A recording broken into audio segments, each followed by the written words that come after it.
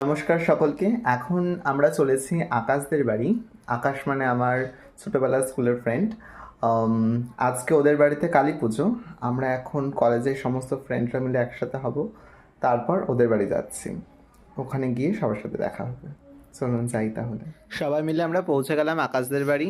এখানে আকাশ দাঁড়িয়ে রয়েছে, কি সুন্দর ওর হ্যান্ডমেড পাঞ্জাবি পরে।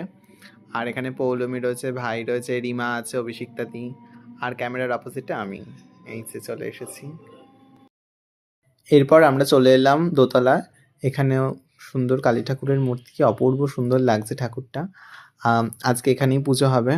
আর এদিকে আমরা সবাই কথা বলছিলাম। আমি এখানে ঠাকুরের কাছে একটু পুজো দিলাম। এরপর পিয়াসার জন্য অপেক্ষা করছি।